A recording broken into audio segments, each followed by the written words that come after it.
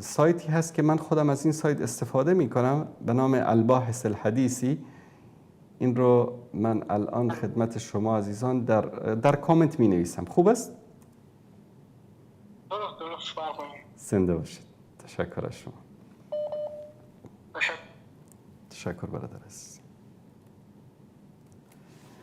من در کامنت می نویسم این یک سایتی است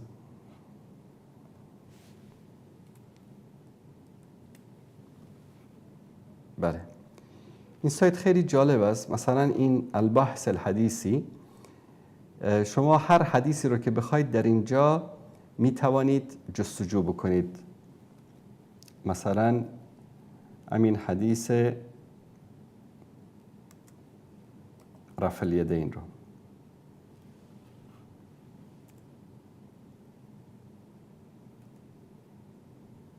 ببینید.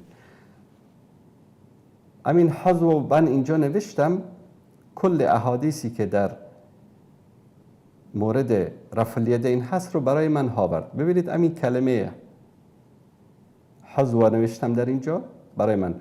مثلا در حدیث بخاری و مسلم در اینجا میاره ان رسول الله صلی الله علیه و کان یرفع یده حذو منکبیه اذا افتتح الصلاه، وقتی که نماز رو میخواند شروع میکرد دستانش رو تا اینجا بلند میکرد. و اذا کبر للرکوع، وقتی که به رکوع میرفت هم الله اکبر میگفت. و اذا رفع راسه من الرکوع، وقتی از رکوع بلند میشد الله اکبر میگفت. حدیث بعدی هم همین است. حتی این سایت خیلی جالب است. شرح این حدیث رو در اینجا نوشته شرح الحدیث. شرح رو میزنید این رو برای شما شرح میکنه در اینجا.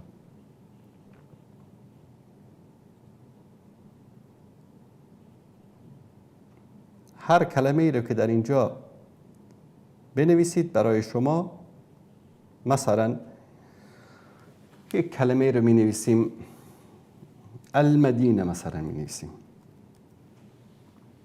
ببینید همون ثانیه، یعنی یک ثانیه هم طول نمی کشه،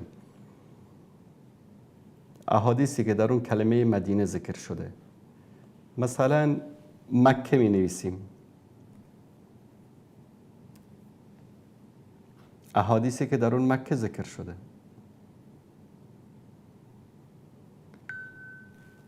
هر کلمه ای رو که در اینجا بنویسید همون ثانیه، چون که این سایت ها با هوش مصنوعی هم چیز شده، تنظیم شده، برای شما میاره و خیلی سایت جالبی است و قابل اعتماد هست. میتونید که به این سایت اعتماد بکنید. تشکر میکنم دوستان.